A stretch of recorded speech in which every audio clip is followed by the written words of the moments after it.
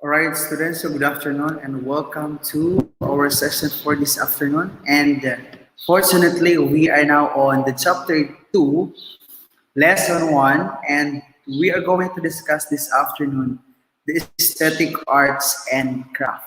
Now, we will be seeing or we will be talking what are the things that we need to talk when we are discussing about aesthetic and crafts. By the way, when we talk about aesthetics, what comes in your mind?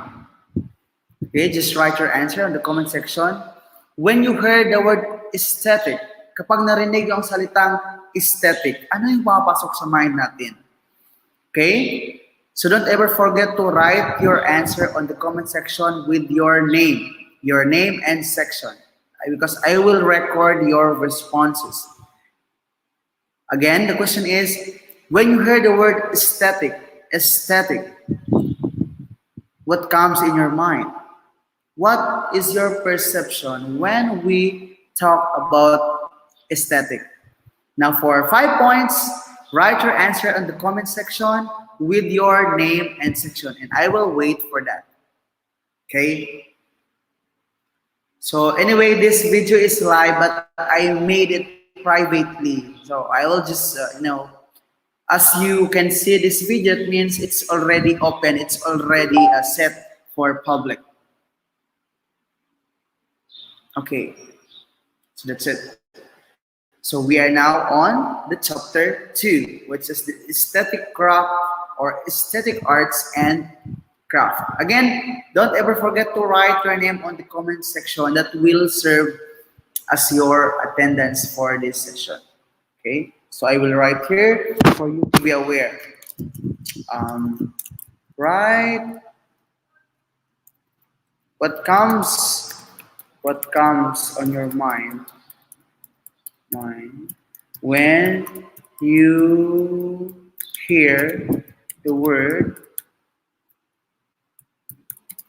I will write here para aesthetic.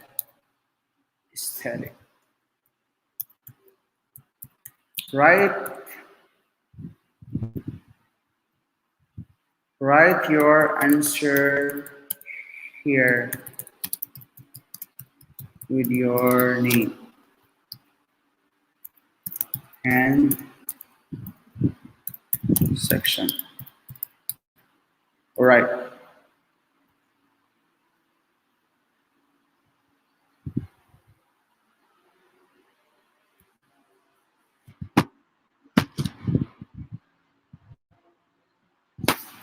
Okay. Let's continue.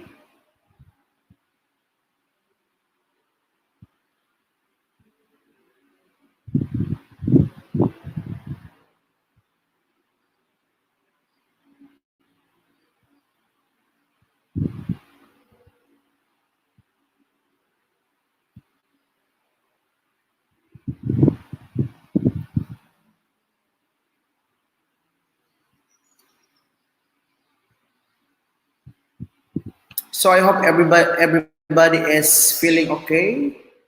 I hope you are all well at this moment since we are still facing the pandemic.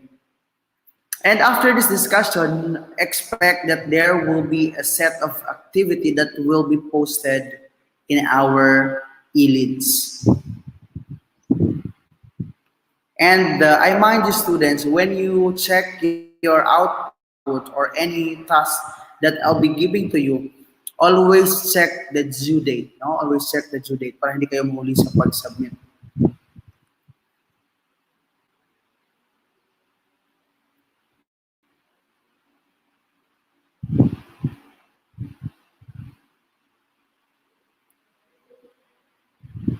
All right, so here we are.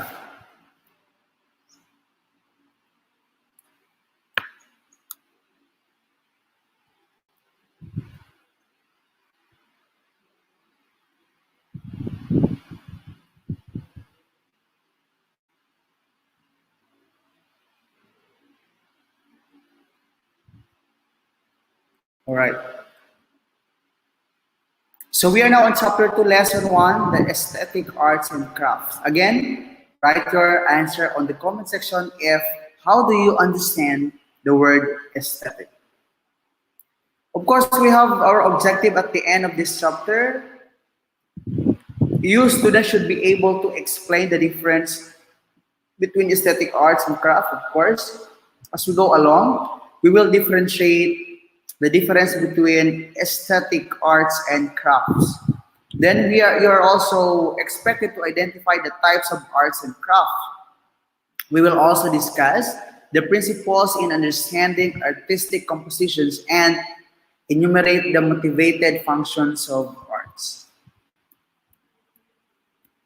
So we don't have any preliminary now because I already asked you how do you understand the word aesthetic?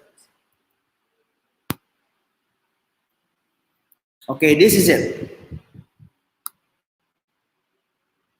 So according to Rader 1979, aesthetics is from the Greek word aesthetis. Take note. Aesthetic is coming from the Greek word aesthetis, which means perception. So when we say about perception, this is our view. This is how we perceive things. Kumbaga, ito yung pananaw natin sa isang bagay. This is our own perception. And when we talk about perception, it is very personal. It's very private. Kumbaga, bawat tao ay may kanya-kanyang perception or pananaw sa bawat bagay na kailangan nakikita. So that's the meaning of aesthetic, which it was from a Greek word aesthetis, means perception. It is a branch of philosophy devoted to the study of art and beauty. During the 18th century, by Alexander Baumgarten, a German philosopher. So take note, this kind of philosophy was used to study an art and beauty in the 18th century. Now, this term also refers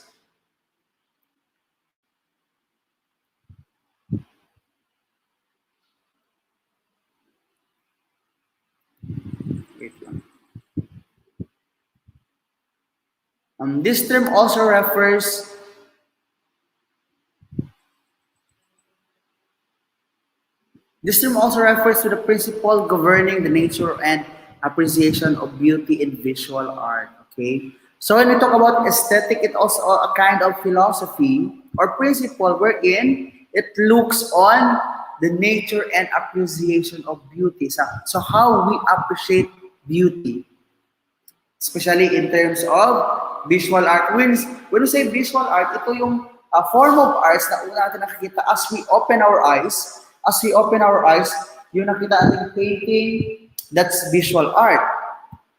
What beauty we can see surround us, the environment, the nature, that's what we look into. If we're going to use the philosophy or principle of aesthetic.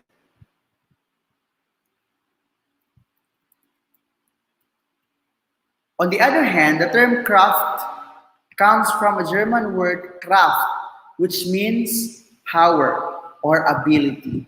So kanina yung aesthetic, from a Greek word aesthetis, means perception. So ngayon, itong craft naman this is from a German word Kraft, which means power or ability. It usually employed in branches of decorative arts or associated artistic practice. It also implies the application of human skills through the use of hand. So kaya nga, di ba, mayroong mga tinatawag natin craftsmanship. So when we say about craftsmanship, ito yung mga uri ng arts na gawa sa kamay, no? Gawa sa kamay. Human skills, use of hand. Kaya yung mga sculpture, yung mga weaving, yung mga carving, painting, writing, typing, anything that you use your bare hands, those are what we call craft because they are made or they are human skills through the use of hand. Hindi bibig, hindi paa. So, ibig sabihin, yung pag-awit is hindi kasali sa tinatawag nating craftsmanship. Okay? Only the bare hands. So, yun yung kaibahan niya. It tends to produce things for various human purposes and tend to exhibit their prettiness around a goal external to the object itself. So it tends to produce things from various human purposes and exhibit, kumbaga showcase the beauty in it, the beauty of an art, or specifically the beauty of an art which we use our hands, our human skills, particularly yung gamit ng ating kamay. That's craft. So I hope you already understood pertaining to our objective earlier. You should know how to differentiate ano ba yung kaibahan ng aesthetic and craft. So now I guess you already knew it.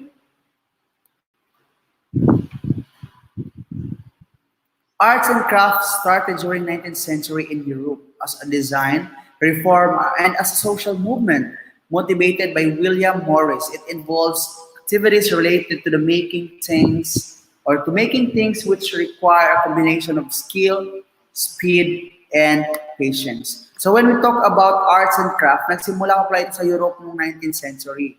And it was motivated by William Morris. And when we talk about these things, it involves activities related to making things which require a combination of skills, speed, gaano ba kabilis, gaano ba katagal yung paggawa mo ng isang piece of art. So maybe depende, no? Nakadepende rin sa uri ng piece of art. Pag medyo mahirap, of course, it takes time. And of course, it also has patience. Being an artist, you should also know how to extend your patience. Kasi kapag hindi ka pasensyado na artist, so you cannot what? You cannot create beautiful things. Kasi napalpak ka pa, nagkamali ka, so you stop doing it.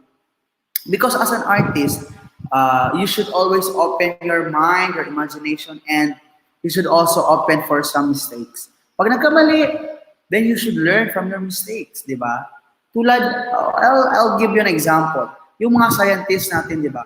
Before they can invent a certain invention, like before they could invent a car or a phone, of course, dumaan yung sa tawag nating trial and error. But if a certain artist does not have the patience, so walang makakreate ng mga magandang output, especially technology. So as an artist, you should have your skill, the speed, and patience. That is the three secrets of becoming an artist, especially when we talk about arts and crafts. Now, who is William Morris? So we will know William Morris since siya talaga yung proponent ng crafts and art. So this is his picture. That's him. That's Morris, no? This is William Morris. Yeah. He's an old man, but he has a greatest contribution when we talk about arts and crafts. Now let's get to know who is William Morris. So William Morris, who was born on March 24, 1834. So grabe, 1834. He existed in the 1830s. So wala na siya ngayon. In Walthamstow, England, was known for his pattern design, particularly on fabrics and wallpaper. So dito sumikat talaga si William Morris, specifically in the field of fabrics, yung mga damit, tela, and wallpapers. So your wallpapers, maybe our wallpapers today, maybe all of these things were originated from the work of William Morris. That's why we come up with beautiful wallpaper, di ba? Ngayon nga may mga 3D na tayong wallpaper. Merong pwedeng idikit na lang, aside from painting, aside from using paint. So ang dami na ngayon through online, di ba? Ang dami ng mga wallpaper, yung mga 3D ba yun? Yung i-mount mo lang, idikit mo lang. Or yung mga medyo manipis na mga wallpaper, di ba? So those things would not be created without the initiative of William Morris kasi siya yung nagsimula talaga in designing fabrics and wallpaper. Now, as a proponent of socialist ideals, Morris believed that a designer should have the skill of aiming media in producing designs that intricate, intertwining fruit, flower, and pattern. So for Morris, so hindi kang dapat basta-basta na artist, but you should also know how to use media. So how is it? The use of technology. Especially today, this kind of suggestion from Morris is really useful kasi nga most of the crafts today they are all made from technology. Especially when you are designing something, pwede mo siya i-create through PixArt. Ang dami ng application ngayon that we can use in conceptualizing or in materializing the arts that we want. Diba? Painting, pwede na mag-draw. You can draw online. So, ang dami, ang dami. He died on October 3, 1896 at the age of 62 in London, England. So that's William Morris.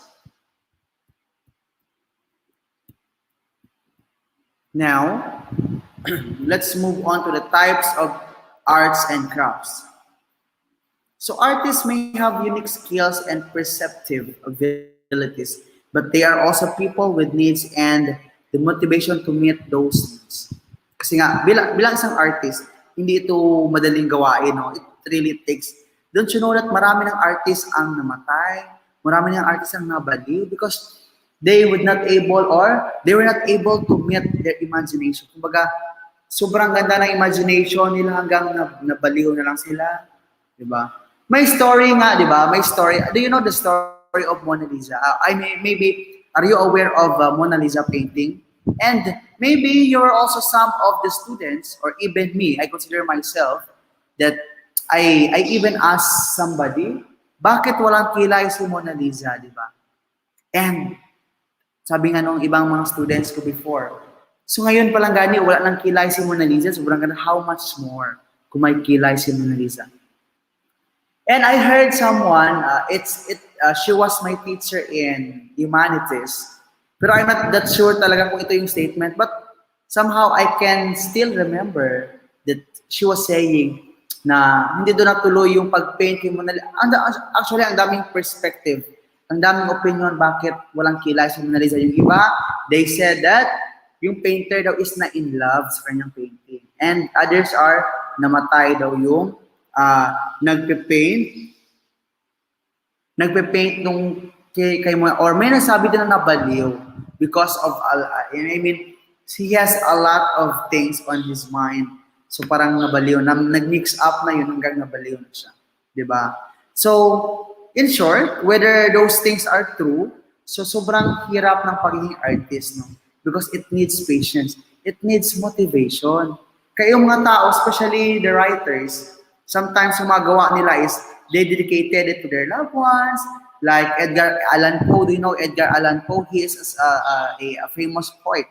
Lahat ng mga gawa, mga write-ups, mga tula, mga story ni Edgar Allan Poe is dedicated sa kanyang asawa si Annabel Lee na namatay. Kumbaga, Annabel Lee was considered as Edgar Allan Poe's motivation in creating all of his masterpieces. So parang ganun din, no? When you are inspired, most likely, maganda yung mga gawa mo.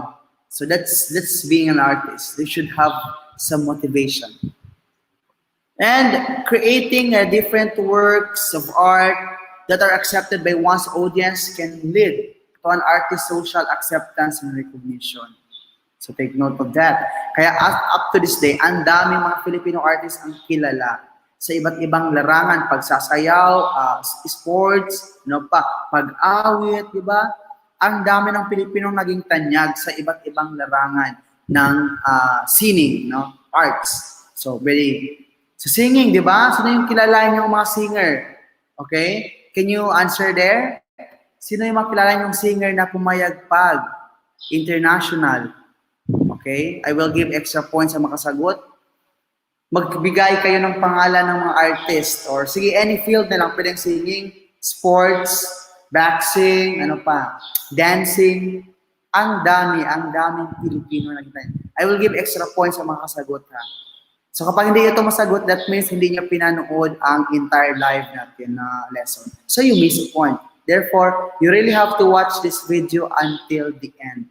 Kasi ito nga, gumagawa ako ng mga recitation. Ito yung gagawin ko bakit hindi ko siya ginawang live, hindi ko siya ginawang public kasi nga, I want you to watch it until the end. Kasi kapag live, yung iba aalis sila. So mamimiss nyo yung points just in case na hindi nyo ito pinanood. Just wait for a while.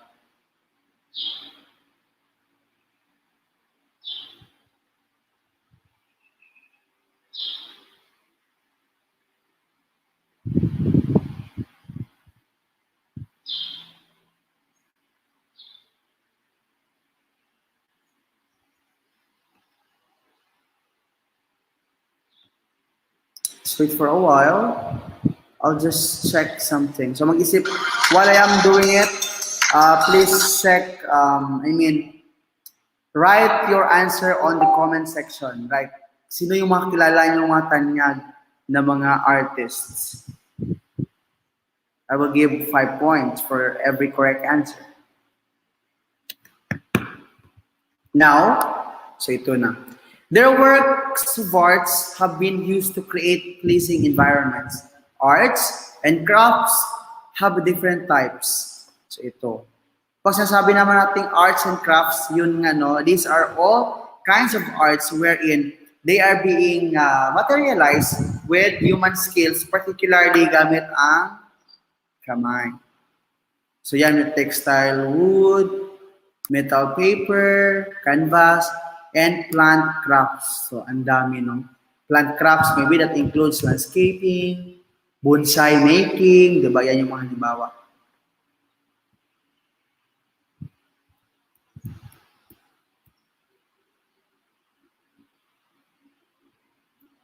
So when we talk about textile crafts, ano pa yung textile crafts? So when we talk about it, the word textile is from a Latin phrase, taxere, which means to braid, no? Or to construct. When I say to braid, this is made para i-recreate, to construct something, no? That's textile. Kasi nga, when you use textile, that means you are planning to construct some dress, to create some dress. So that's the word to braid means, no? To create something, to construct. Now, this also refer to anywhere you work with fabric. Lahat-lahat ng arts, any kinds of arts na ginagamitan ng fabric, yarn, or surface design. It uses a plant or any synthetic fibers in creating practical or decorative objects. So yan. So this include the following. Ito yung mga halimbawa ng textile crafts.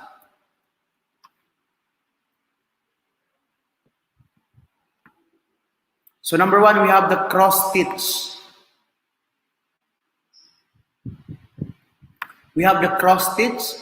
Stitching can also be a form of natural pain relief. It is a popular form of counted thread embroidery in which X-shaped stitches in a tiled raster-like pattern are used to form a picture. So I know you're aware of cross stitch, no? Yung parang ginatahi siya. So please what do you call this? Be familiar with this kind of textile art. Baka isa dito is ipagawa ko sa inyo. So yung gagawin ko pag magpagawa ako ganito, hindi lang siya purely picture. Videohan niyo yung sarili niyo habang ginagawa niyo and the finished product. Kasi kapag picturean ko, baka iba yung gumawa. So that's it. Cross stitch, alam mo yung minsan, gagawa ka ng painting, minsan flower, pero gawa sa yarn, alam niyo yun? Yung nasa square yan, yung mama ko marunong siya, pero ako hindi. Yung parang itahi-tahi mo, then up to the end, you will be having your output. So i-search natin dito yung mukha ng cross stitch. Para aware tayo. Cross stitch, cross stitch. We try to find.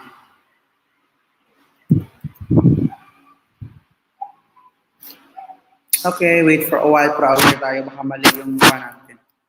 Cross stitch. Oh, yes. This is what I was telling earlier. Yan. This is an example of... Okay, I'm so sorry. Ito yung halimbawa ng cross-stitch student. Yan. Yan. So, they form some... Hanap tayo ng maganda. Ito. They form flower out from a cloth, from fabric. Ayan, no. Usually ang cross stitch makita natin sa mga Korean movies, no. Their women, they actually used to have it. Then yung mga sinaunang panahon sa Korea, yung mga pagregalo, mga panyo, may nakalagay talaga yan, naka-embroid yung pangalan ng mga babaeng gusto nila. Or sometimes they create a form of flower or bird would signify something yan. Ito yung cross stitch. Hanap tayo ng maganda. Ito, usually, yan. So, it's a cross. Kung mapansin nyo, wait, try natin ito. Full screen.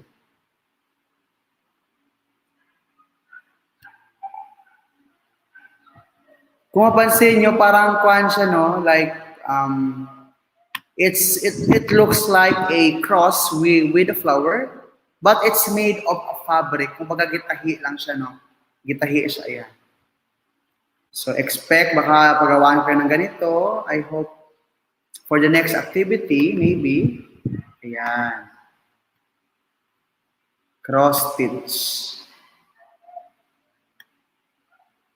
Yan. So, tela siya, pero you can do anything. Anyway, sa YouTube, may mga steps naman. You can watch some steps on YouTube, how they do this what we call cross stitch. So, I hope you understand what cross stitch means. Kasi nga, baka gagawa kayo. Okay, that's cross stitch.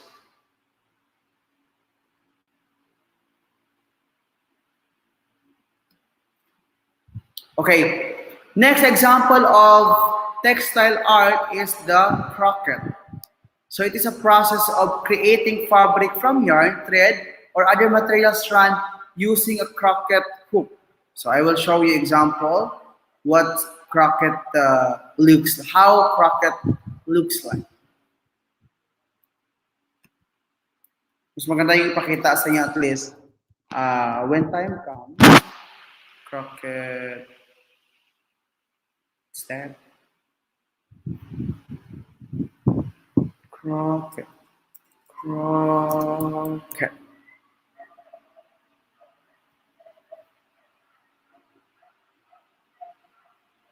Parang iba yung sa picture. Bakit iba yung croquette? It's made of the thread. I don't understand.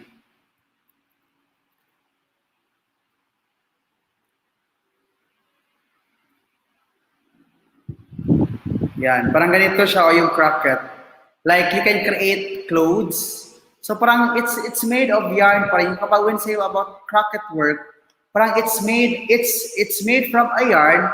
And you can create clothes, dress, and you can create yung patungan ng telepono or anything. Curtain, that's croquette. Kasi yung mga nakita natin dito, croquette arts. Try it natin.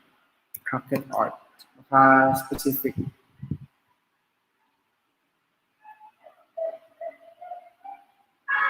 Oh, ito may mga halimbawa tayo dito yan. There are many examples here of a croquette arts. So yan, they create something out from a yarn. Yan, example. Ito. So gumawa sila. But then, as what I've said, pwede rin damit. Pero dito, they create something. Pero yung ginawa, unlike sa stitch cross, yung ginawa sa stitch or cross stitch kasi is, parang, it's a whole, kuhan talaga siya, square na yarn, then nag-create lang sila. But ito talaga, you will create something, an object, or a certain flower or animal out from the yarn. So yun yung kaibahan nung croquette saka yung cross stitch. Ayan. They made flower out from yarn. Yan. Halimbawa yan nila. Ayan. So ito, gumawa siya ng animals, gumawa siya ng masquerade, gumawa siya ng parang mga flower out from the yarn and mga, yan, iba't ibang mga design. And this one, very amazing. Ito ba, croquette? Ito, this is it. No? So these things are example of craftsmanship. They are all made from bare hands. Ang dami yan. Pagkain, yan, starfish, flowers.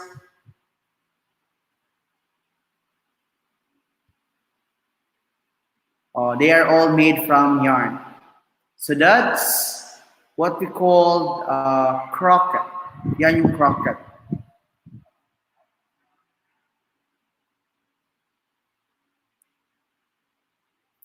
Yes, crafting fabric from yarn, thread, or other material strand using a croquette hook. Yung parang hitahi-tahi mo siya, ganyan-ganyan. So parang similar sa cross stitch, no? Parang kasi sa cross stitch gamit ka rin ng mga thread, gamit ka rin ng mga needle na mga crocket hook, no? But the difference is in crocket, you will create an object. But in cross stitch, parang painting yung labas niya, no? And sewing, of course, pananahi.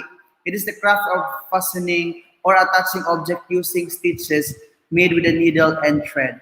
So ito naman usually yung mga sewing is, usually ito yung mga art. For example, gagawa ka ng, lagyan mo ng Mickey Mouse yung damit mo or gagawa ka ng flower. So we'll show example of sewing. Although alam naman natin ito ay panahi. It's an art made with sewing. Sewing.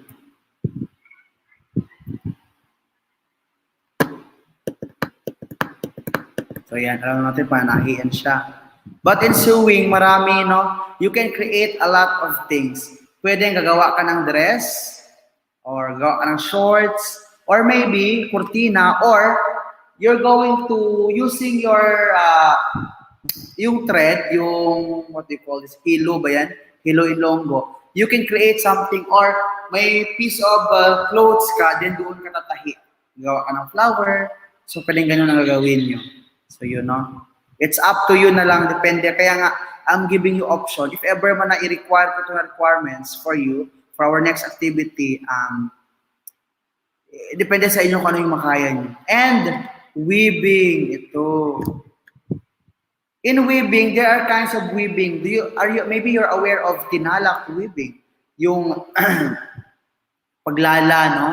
Maybe paglala kapag yung term is sa aming teduray kasi, we use weaving in creating baskets or we call it biton.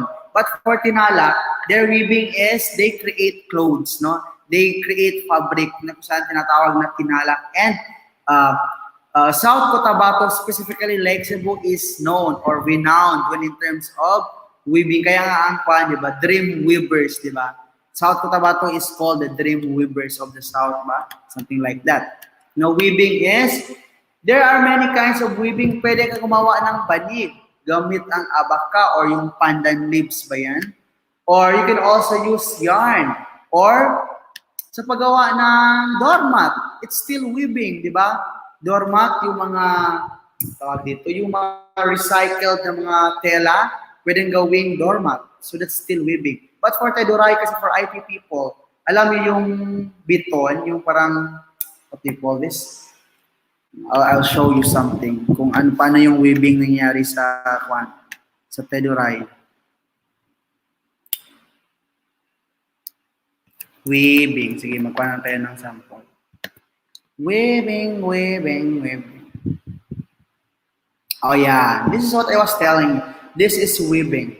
But this example are usually present in making thread, clothes, fabric. Ito yung sabi ko na pwede pang doormat. Weaving yun siya. Yan, it's weaving. Ayan. This is similar with tinalak. This is how they weave. Pwedeng ganun din, yarn. It's made from a yarn. Or that one, pwede din.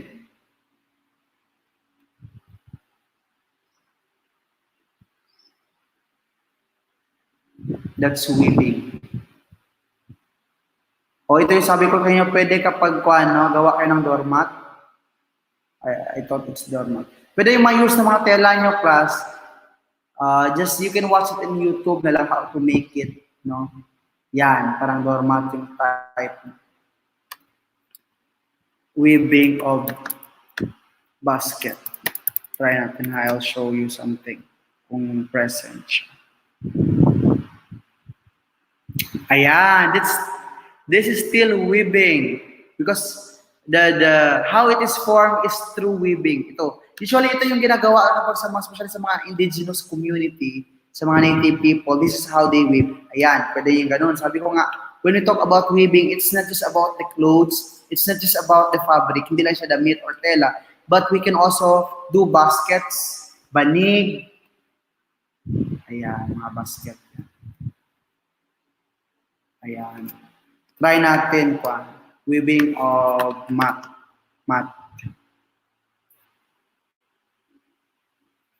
This is what I was telling you. That's why I'm giving you option if ever man na ibibigay ito na requirements. You can do basket weaving or cloth weaving. Pero medyo mahirap yung cloth weaving, no? Especially sa combination of cotton. Ayan. Gumagawa sila ng banig, mat weaving. Yan, this is tinalak, no? Tinalak ito sa side. Yan, banig or yung parang bayong, di ba? Bayong. That's still weaving. Anyway, you can use naman even your paper. So, pwede yung papel lang, i-kuhan mo lang siya, i-weave mo lang, gawan mo lang ng patterns. So, yan. Again, this is made of paper. This is made from paper. Made of paper. Maybe a construction paper. So, pwedeng ganun ang gawin nyo. Ayan. Yan. Sa mga dingding yan. African. Yung pagluwa, yung Africana wall, usually, this is marami din sa Takinram. So, that's still weaving, no? Okay. So, I guess I don't have to explain that. I'm so excited for the activity. Let's find. Yung activity natin, if you observe, medyo pahirap ng pahirap, no? At least, we are also trying to, as what I've said, through this lesson, you will be also discovering your talent. Malay mo pala magaling ka sa weaving. You're not good in painting. And by the way pala class, I congratulate those students who really performed well. So kapag maganda yung output, nagbibigay talaga ako ng perfect score. Especially sa slogan, ang dami kong nakita ng mga very creative students. Especially yung mga nakuha ng 20/20. Yung iba naman, gumaya. Bawal ang copy-paste. It should be original. Kaya nga sabi ko, try to think for your own business with your own business logo. Merong gumawa doon, Coca-Cola. Of course, it's not original na. Kaya medyo mababa yung score. Okay, that's for weaving. And next is tatting. Tatting, it is a technique for handcrafting. We're more handcrafting. Particularly in making durable lace, which is constructed by a series of knots and loops. This time now it's more on lace. When we talk about tatting, it's more on lace. I will show you how does tatting look like. Tatting.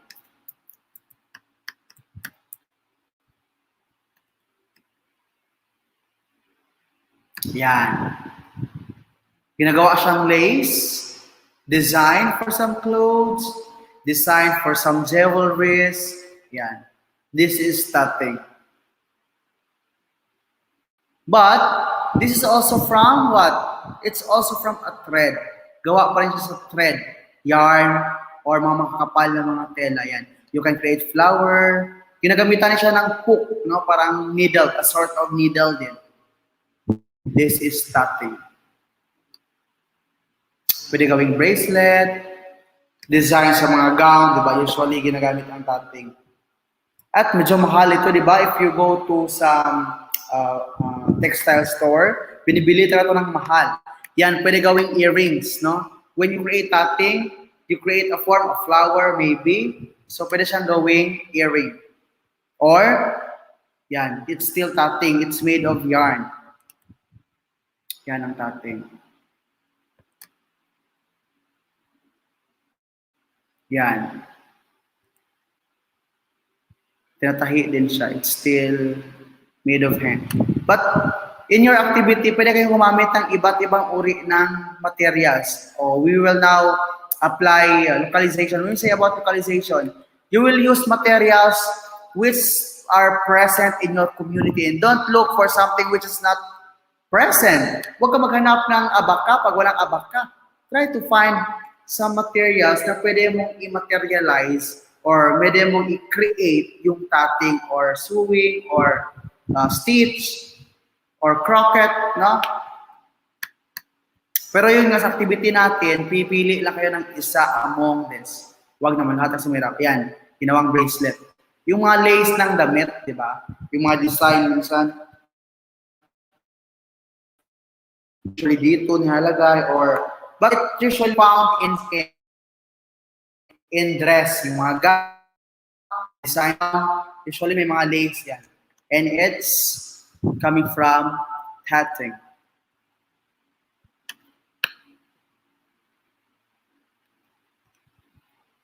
Next, shoemaking. Oh, anyway, I don't have to explain this. It is a process of making footwear. So, pwede kayong gumawa ng sandal out from niyog, di ba? Pwede kayong gumawa ng shoes out from a wood.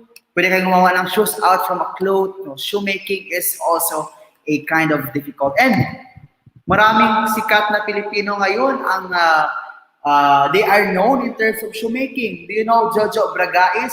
And Jojo Bragais is now the sponsor for the shoes of our Miss Universe candidates. And, di ba, ilang milyon ang na-earn ni Jojo Bragais because of his talent in doing sandals. And sikat yung kanyang brand na Jojo Bragais sandal. And it's quite expensive. And can you imagine if you have that kind of talent just like him, di ba?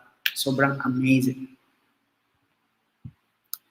Yes, and we have lace. It is an open work fabric pattern with open holes in the work made by machine or hands. So yung lace at saka yung tatting is a process of making a lace. Pero itong lace talaga, it's the finished product usually of tatting. I'll show you some example of lace. Maraming ways ang paggawa ng lace. Ayan. So parang tatting din yung lace, no? But ito medyo continuous lang yung paggawa. Ito yung sasabihin ko na, pwede siya sa mga dress, curtain. Pero dito, it's parang pwede ito sa mga gown. And mahal ang lace yan. If you buy this in some textile store, mahal. So can you imagine kung may talento kang ganito, you can really earn a lot of money. Diba? Okay, that's lace. Let's check our time. Okay, 42 minutes.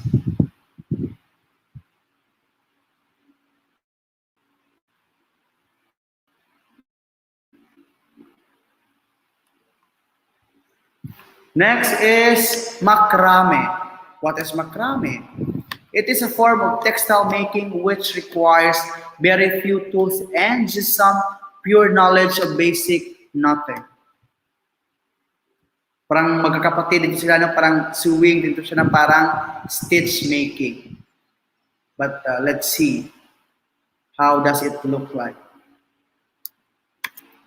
Macrame. Ayan. Sabi ko nga, no, parang magkakapatid din sila. Knotting pa rin, pagtahi pa rin yung ginagawa natin using some hook. Ayan. These are an example of macrame. Ayan. Parang weaving din siya. You can create star. You can create something. Maybe it's made of yarn din. Ang dami. Yan, dahon. So if you observe, no, it's made from yarn or thread pa rin siya. And usually, ginagamitan din ito ng, pero ito medyo makaya sa pagkamay. Pero kapag medyo mahirap na yung design na gagawin nyo, you can use some hook. You can use some needle.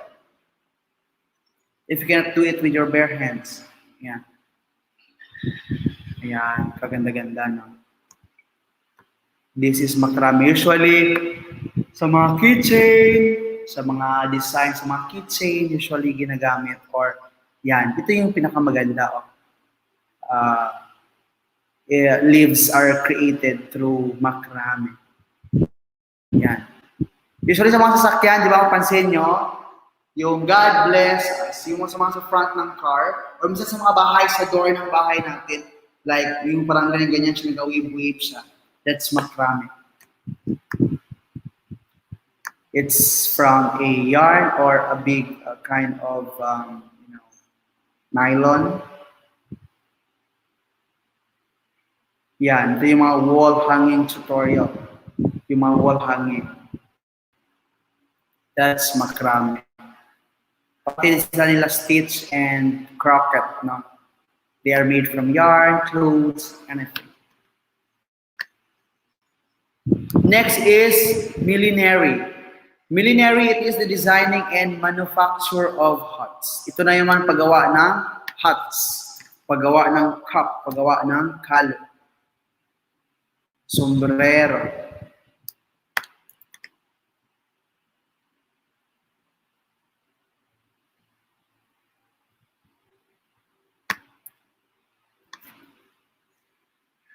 Ayan.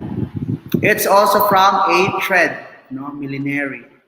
Paggawa, usually ito, no, kapag Millionaire, I guess Lady Gaga is known of this. Yung nilagay sa ulo niya na parang design na parang may mga feather. This is an example of Millionaire. Or we call it hairdress, no? Nowadays, we call it hairdress because it's usually wore in our head. Yan. This is Millionaire. Anything that you can create in your head or in your cup, that's Millionaire. So nakadepende na rin yan sa design. O yan, kanya ng mga flower. Nakadepende na yan sa craftsmanship. Nakadepende na yan how creative you are. So pwede cup lang, tapos lagyan nyo ng design. It's already Millionaire. Lagyan nyo ng feather. O yan, very simple. Yan, Millionaire. The art of hat making. This is how the heart is being created. Creative in the most beautiful way, in the most creative way. Millionaire, yan. There are different kinds of it. So especially kapag when we talk about yung mga majorette, yung mga drum corps members, they usually have this Millionaire. They have this beautiful hats, no? With design, depende na rin sa theme ng event, or nakadepende rin sa motif, or sa taste ng isang artist. Yan. Usually, si Lady Gaga ang kita ko ganito. Oh, let's find Lady Gaga. Lady Gaga with hearts. Kasi parang siya yung artist na try ko nakikita ng Millionaire.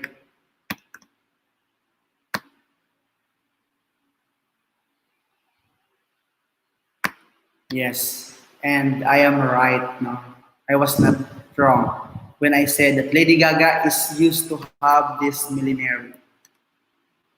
Tingnan natin yung mga Millionaire. Yan, simple cup, no? But with design. And this one, usually ginagawa ito ng Lady Gaga sa mga concert niya. Like, she used to have this very creative, very beautiful, sometimes it looks like demonic. Ayan, talking about demonic. Lady Gaga is, she used to have this huts, creative huts. And it is from, or it is, when we call it, Millionaire, ito pa. Yan. Lady Gaga talagang mahilig. Especially may mga awarding ceremonies where Lady Gaga is one of the awardees. She actually used to have this creative huts. Yan. And you can have it here naman. You can be creative like her. That's yan, Millionaire. No? How does she looks like having that kind of, huts. Very creative huts.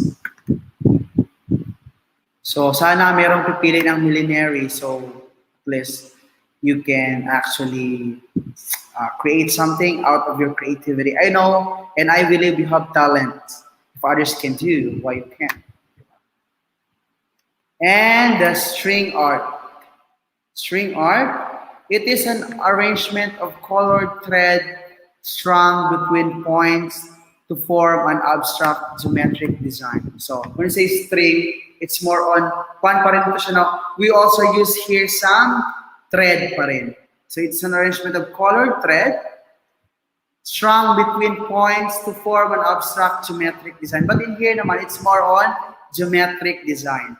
Pwede siyang square, circle, trapezoid, but it's made of string pa rin.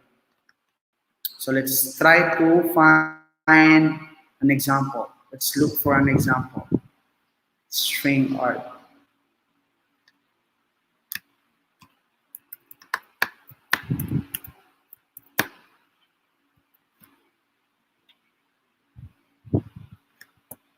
Ayan. String art with geometric shapes. I'll try to look something.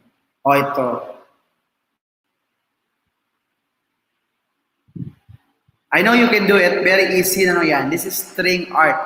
So the use of thread with different colors, we can create some shapes, no? Geometric shapes particularly. Yan. triangle, and parang star siya. Yan, circle. You can also have it.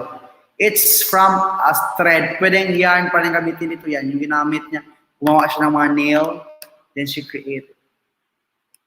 Yung iba is parang yung circle, nilalagyan yata ng, ewan na nilalagay lang papatigas. So when it was broken, yung nilagay ng papatigas, so mag-remain yung shape kapag circle.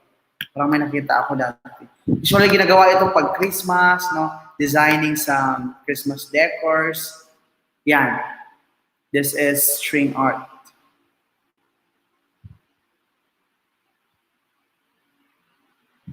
Yan.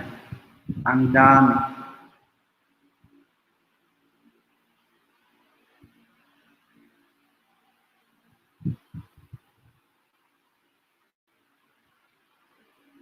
So you can create your own at your the extent of your creativity. It's up to you. Okay, so now let's just continue our lessons about the woods, no? We will end here na lang muna dito sa textile natin. We will discuss the wood crafts na lang next meeting. Now, for your activity, so ito medyo mahirap ito, therefore I will give you 1 week. So I hope okay ang 1 week, no? I-inform lang ako pag hindi makaya ang 1 week. So I will post it today, this activity, so you can start tomorrow. Tomorrow is Wednesday, so deadline will be Wednesday din. So I will give you 1 week to do it. Now, since I want to recognize your, I believe that we have different talents, skills, we have different strengths and weaknesses. Therefore, out from this 10 example of textile arts or textile crafts, so choose one. Pumili kayo ng isa na gusto nyong gawin. So pwedeng cross stitch, yung parang painting siya, or you can watch it later, we discussed already. Pwedeng croquet, they are all made from yarn pa rin. Sewing, pananahi, you create something. Weaving, so weaving, pwede kayong gawa ng basket, pwede kayong gawa ng tela, pwede yung made from paper or from abaka, pwedeng banik, it's up to you. Tatting naman is, ano yung tatting ganyan? Still yung tatting, parang weaving din yun siya. Shoemaking, ito medyo mahirap ito, I guess. You cannot create this shoemaking, no? Ay, ang tatting pala yung paggawa ng lace, yung mga design ng damit. And or lace making, either tatting or lace will do, parang yung output na the same. Macrame naman is yung, paggawa ng, it's a textile making requires very few tools and just some pure knowledge of basic knotting. Yung pwedeng kamay na lang. It's made of yarn pa rin, which you can create something, pwede yung mga design sa bahay nyo. Millionaire naman is yung pag-create ng mga gandang cups or huts. Like the example that I have shown you, the cups or huts of Lady Gaga. And string art. So it's string art sa use of yarn pa rin or any colored thread to create some geometric design. So pipili kayo dito sa 10 na to, just choose one. And what you're going to do is, picturean nyo yung output and gagawa kayo ng short video. Magbi-video kayo, maybe a maximum of 2 minutes. Okay? And you will take yourself, make a video or create a video while you are doing it. And dapat sa paggawa ng video, medyo may explanation. Like, habang gumagawa kayo ng among these 10, so parang i-explain yun yung first steps. So maximum of 2 minutes kasi pag 3 minutes na hindi makaya ng ating e-leads. Then picture yung final output, send pa rin sa e-leads. You will attach document. I will oblige you to have some attachment. I-attach yung video and yung picture. Picturean ko na yung ginawa nyo, the before, during, and after. And take a short shoot of video or capture a video wherein yung ginagawa mo siya and try to explain. Habang gina-explain nyo, the first process, this is how the process of, but in your video, try to introduce your name. Okay, good morning, sir. I am Juan de la Cruz, and today, I will be making a weaving. I will weave basket. First step is, kung gagawin ko, I will provide materials, and this is it. So parang ganun. So of course, short video lang siya. You don't have, then i-cut nyo yung video, then sa last, ipakita nyo yung final output. So parang vlogging din siya. No? But then in here, you'll be showing your crafts. The process, before and during and after ng paggawa nyo, dapat mabidyohan nyo. Okay? And I will give 50 points for this activity. Again, I will give 50 points for this activity. Tingnan natin kung sino yung may pinakamagandang output. Again, you can choose among these 10. Isa lang dito ang gagawin nyo. Whether it's cross-stitch, croquet, sewing, weaving, tatting, shoemaking, lace, macrame, millionaire, or string art. It's up to you. It depends upon your creativity. Anyway, I already uploaded this module in your e-leads, so you can watch it or you can check it. Okay?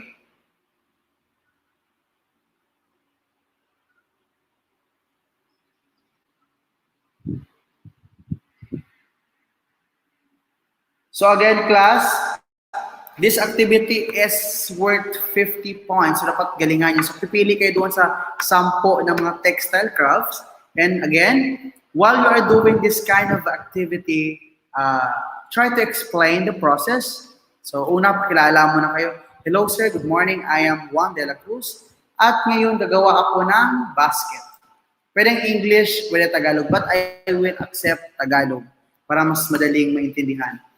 So, parang vlogging din siya, a minimum of 2 minutes. I mean, maximum of 2 minutes kasi pag mag-exit tayo sa 2 minutes parang overtime, then most likely hindi masasend yung inyong video. So, I'm very excited for this output. Same, you will attach the video in our e-leads. And I will give 50 points for this activity.